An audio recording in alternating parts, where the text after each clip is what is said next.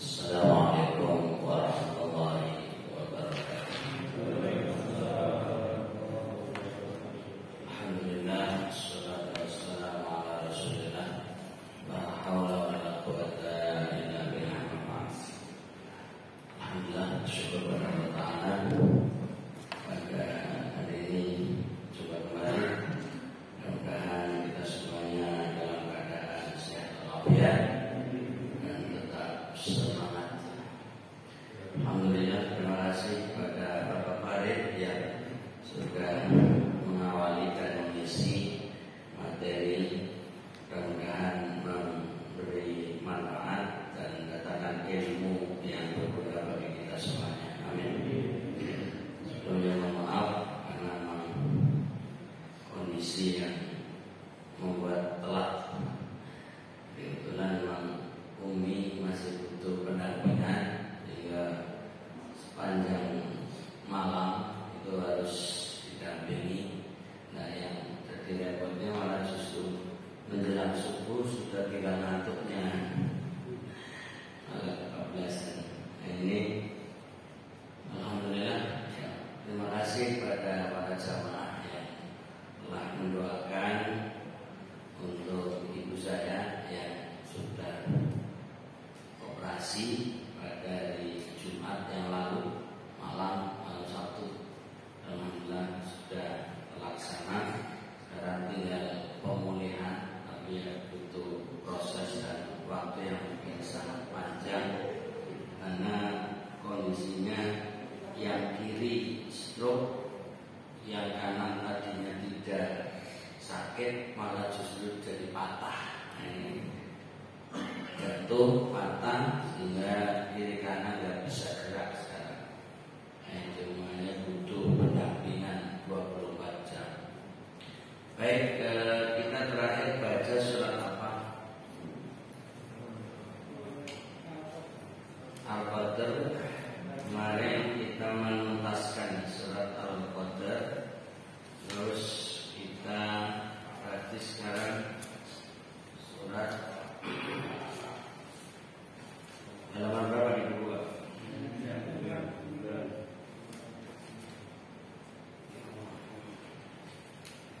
Halaman 9. Baik. Sekarang surat Al-Alaq.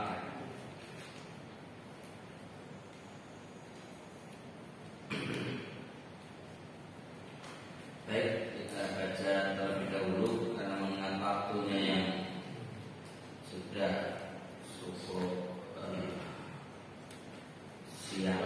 Kita mungkin baca 5 ayat pertama, bagaimana yang Allah turunkan pertama kepada Nabi Muhammad SAW. A'udzu billahi minasy syaithanir rajim.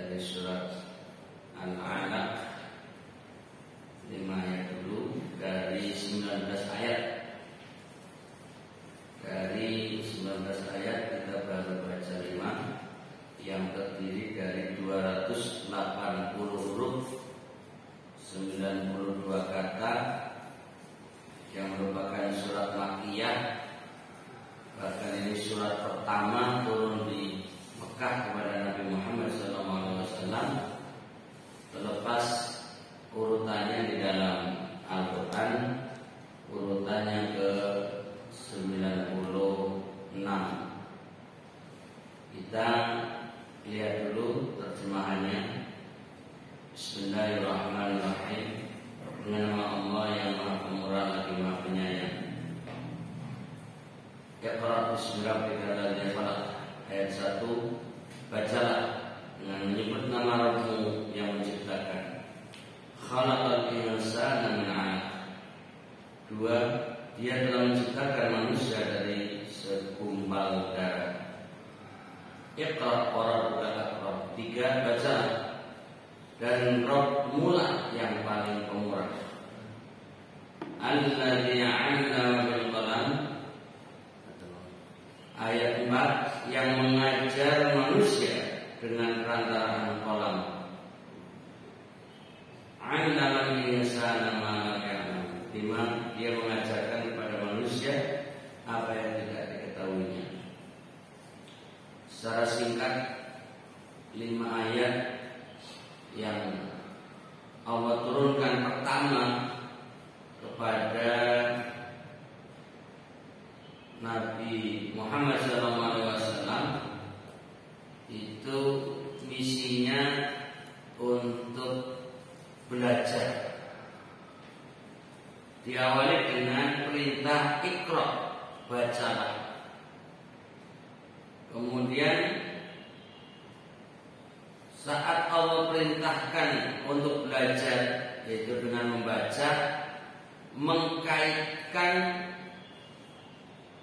tentang status Allah sebagai Sang Pencipta.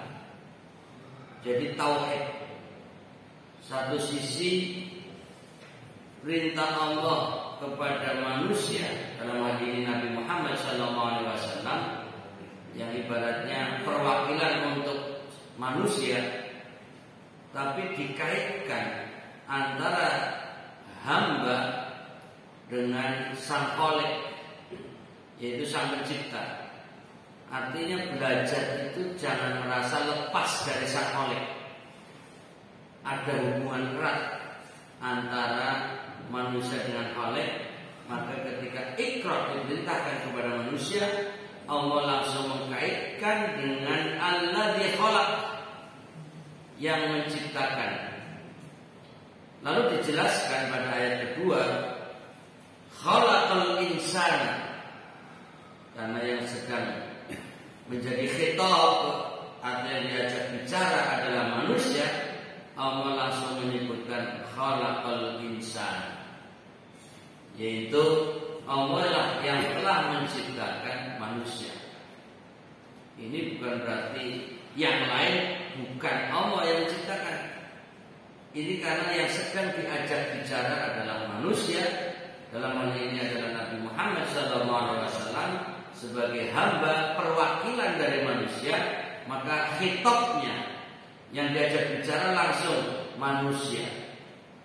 Maka ada keterkaitan belajar dengan membaca, Sang Khalik sebagai pencipta, lalu siapa makhluknya yang diciptakan, dalam hal ini al-insan. Jadi runtut sekali ayatnya. Lalu setelah ditegaskan bahwa manusia diciptakan Allah, langsung dijelaskan asal usul ciptaan manusia, yaitu min 'alaq, dari segumpal darah. Jadi Allah langsung menunjukkan asal usulnya. Terlepas nanti pada ayat-ayat yang lain ada Allah menyebutkan mintin, manusia dari tanah. Di ayat yang lain Allah menyebutkan min maniyyin yumna, dari mani yang memancar. Jadi ini pilihan Allah dengan menggunakan kata alaq. Tapi sebenarnya saling terkait. bahwa kenapa di ayat lain Allah menyebutkan tanah? Karena kalau kita telusuri, manusia makan dari berbagai makanan, sumbernya asal usulnya tumbuh dari tanah, saripati tanah. Kemudian dikonsumsi oleh manusia, lalu manusia menghasilkan nanti akhirnya adalah mani bagi laki-laki dan juga bahkan bagi perempuan. Lalu nanti dari situ akan bertemu dan akan menjadi segumpal darah. Jadi Allah memilihkan kata alat di samping ini untuk keindahan kata. Kholaq, alaq itu keserasian kata. Itu juga memang akhirnya manusia dari proses itu menjadi segumpal darah. Itu yang bahasa kita kadang orok ya. Jadi janin. Jadi dipilihkan kata segumpal darah ini adalah yang karena sudah terwujud, sudah terbentuk. Kemudian setelah bicara satu masalah, belajar dikaitkan dengan sang khaliq, lalu dikaitkan tentang makhluknya, lalu asal usul makhluk. Sekarang Allah beralih kepada perintah kedua, Iqra, bacalah, belajarlah. Lalu disebutkan status Allah dengan kata-kata wa rabbukal akram, dan Rabbmu yang paling pemurah. Ini untuk menunjukkan status Allah yang maha peduli, yang maha pemberi, yang maha rahman. Jadi agar manusia tahu dan sadar bahwa Allah itu akram, yang paling pemurah, paling mulia. Lalu dikaitkan dengan kemurahan Allah itu alladzi 'allama bil qalam, yaitu kemurahannya dikaitkan dengan ilmu.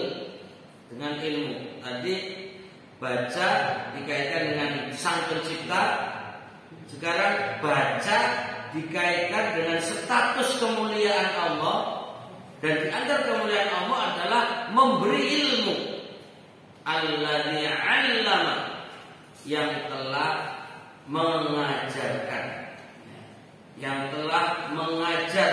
Dalam hal ini keterkaitannya adalah dengan manusia. 'Allama yaitu al-insan, manusia, dengan apa? Bil qalam, dengan perantaraan qalam. Jadi Allah langsung menyebut kata qalam. Kalau bahasa kita pulpen, pena. Tentu Allah memiliki pena atau pulpen yang khusus untuk menjadi sumber pengajaran. Jadi kalau dikaitkan dengan dunia pendidikan, ada media atau alat untuk pembelajaran.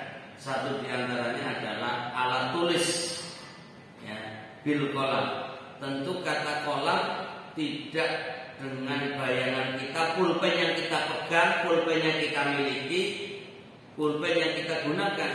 Ini adalah al-qalam secara khusus. Ini saya hanya menggambarkan sekilas dari 5 ayat yang kita baca, baru nanti kita masuk kepada penjelasan.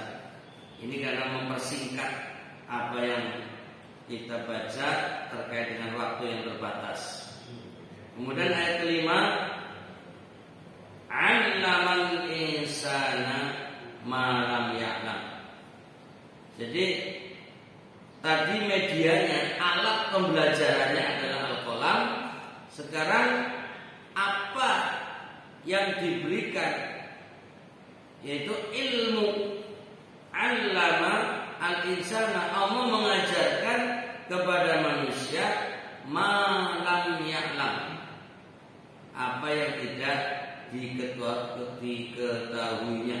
Artinya Allah dengan maha pemurahnya memberi sesuatu yang tadinya dari tiada menjadi ada.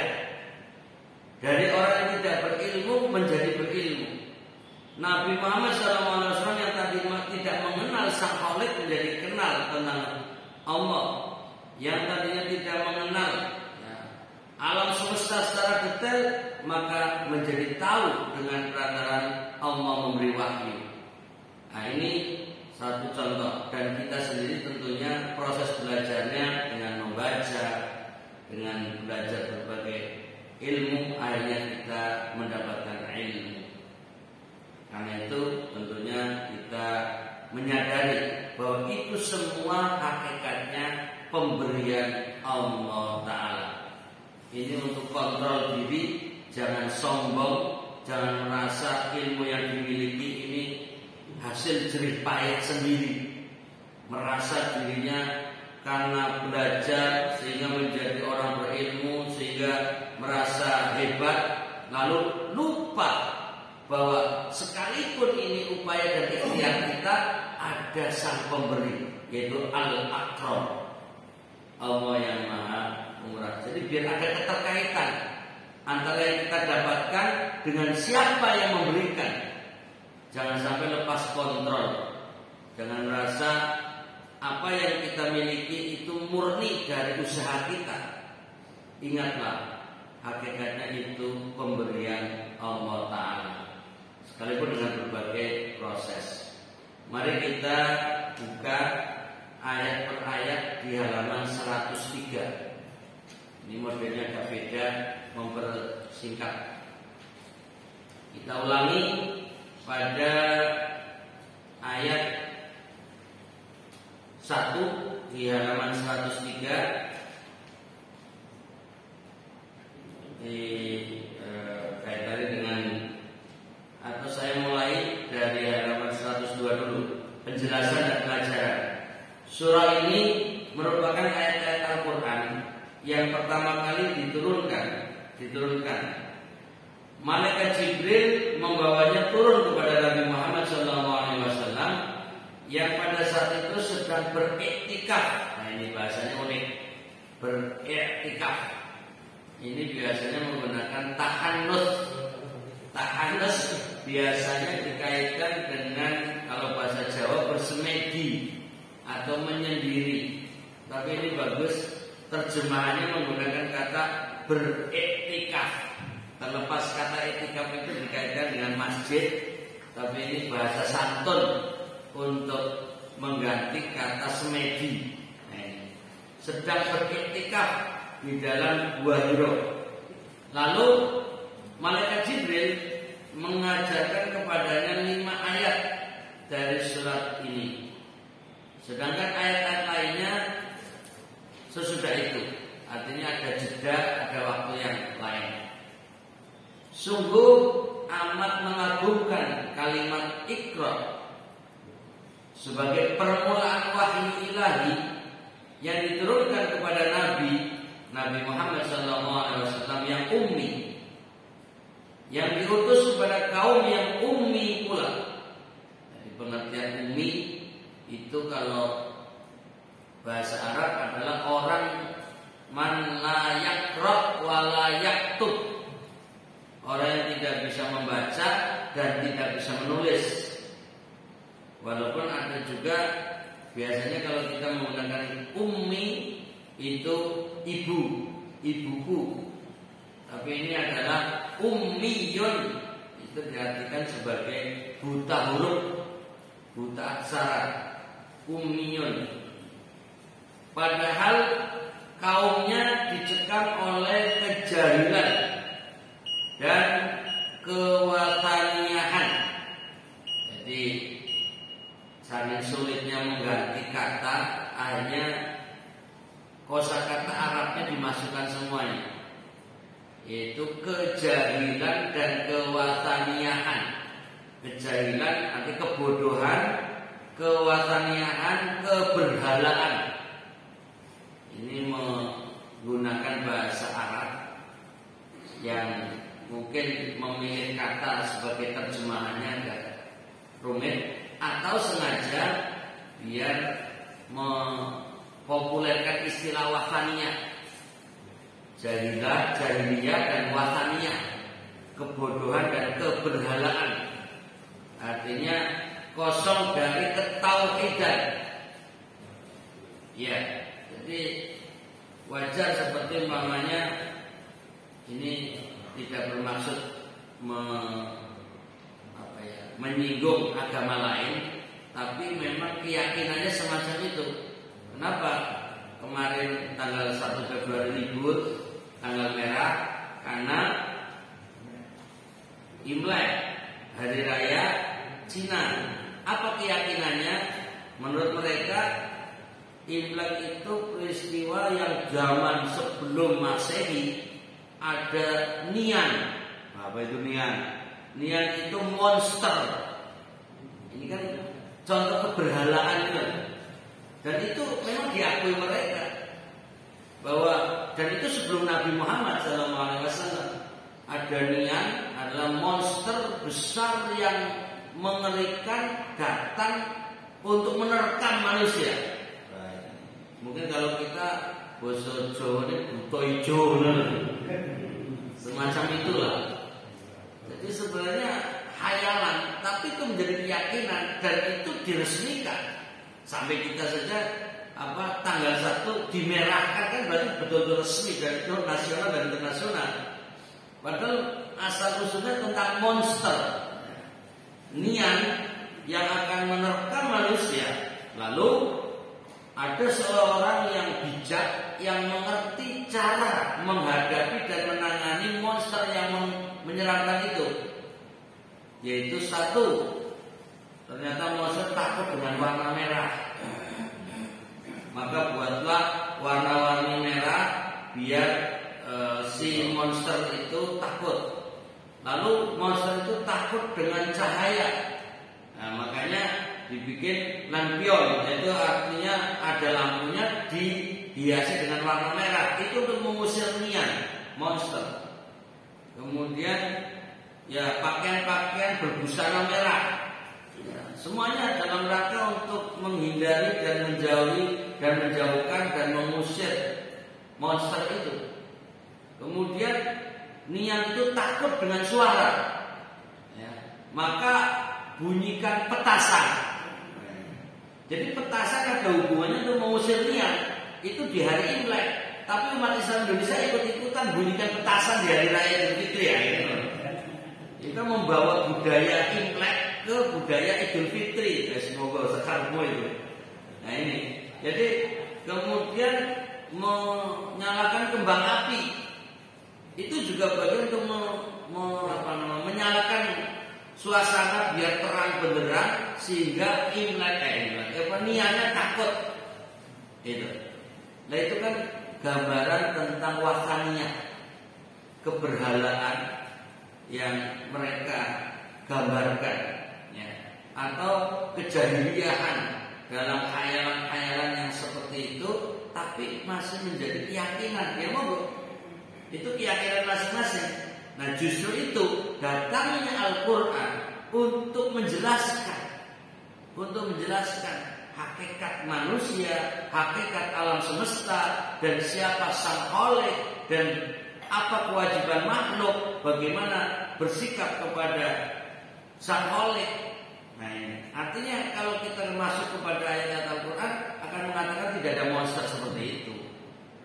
Nah ini kembali kepada ajaran Islam, bahwa Islam tidak mengajarkan seperti itu, tapi memperkenalkan adanya sang Khalik. Dan kalau ada istilahnya syaitan, itu sendiri nanti dijelaskan. Syaitan itu sebenarnya adalah sifat bagi makhluk yang berbuat jahat. Atau mungkin kalau kita bahasakan yang itu syaitan gitu aja. Syaitan itu adalah makhluk syaitan yang diusir. Cuma cara mengusirnya tidak dengan hanya warna-warni merah, lampu, petasan, kembang api, ya tidak dengan begitu. Nah ini artinya bahwa Al-Quran datang untuk memperjelas. Karenanya di sini tadi kata-kata dicekam oleh kejahilian, jahilan dan kewataniaan serta jauh dari kebudayaan materialis dan rasional. Kata-kata ikra, bacalah, merupakan seruan untuk membaca dan mempelajari ilmu pengetahuan. Hal ini menjelaskan kepada kita bahwa agama Islam berciri khas sejak permulaannya dengan ciri keilmuan. Nah ini. Jadi kalau kita orang Islam harus berilmu, karena misi pertama ayat Quran turun pun tentang keilmuan dan datang untuk menghapus kejahilan serta menyebarkan cinta membaca serta mempelajari pengetahuan. Jadi kalau kita Muslim sejati, rajin membaca, suka belajar, dan mudah-mudahan Bapak Ibu yang rawuh untuk thalabul ilmi termasuk golongan orang-orang yang gemar membaca, ahli ilmu, menjalankan perintah Allah, sehingga insya Allah mendapatkan pahala pengantar surga. Amin ya rabbal alamin. Dan jawaban amin tanda tidak ngantuk sekalipun waktunya mau habis. Ini hanya mengecek saja. Ini kelihatannya sudah mulai redup, walaupun matahari sudah mulai terang, kan berlawanan. Di luar mulai terang, di dalam mulai redup, Ini makanya perkenankan tambah sedikit. Walaupun prinsipnya biarpun telat memulainya, yang penting tepat mengakhirinya, itu prinsip sebenarnya. Ya, pokoknya biarpun memulainya telat, yang penting mengakhirinya tepat. Pasti sepakat. Oh ya, alhamdulillah. Baik, ini sampai titik terakhir bahwa ini adalah ciri keilmuan dan datang untuk menghapus kejahilan serta menyebarkan cinta membaca serta mempelajari pengetahuan. Nah itu apakah memungkinkan kita membaca keterangan-keterangan berikutnya? Saya kira ini sudah cukup sebagai pengantar. Insya Allah nanti pada pertemuan yang akan datang kita ulang lagi, kita baca kembali, karena memang ciri khas umat Islam adalah belajar dan terus mencari ilmu, karena Islam sejak permulaan dengan ciri keilmuan. Semangat, mudah-mudahan sehat selalu. Amin ya rabbal alamin. Rabbana atina fid dunya hasanah wa fil akhirati hasanah wa qina adzabannar. Dan sekali lagi mohon keikhlasan Bapak Ibu untuk mendoakan ibu saya lagi. Terus monggo saya barengi. Bismillahirrahmanirrahim. Allahumma Rabban nas adhibil ba'sa Ishfi Ibu Siti Hasanah binti Siddiq wa anta syafi la shifaa illa shifauka shifaan la yughadiru saqama tahuran insyaallah. Al-Fatihah.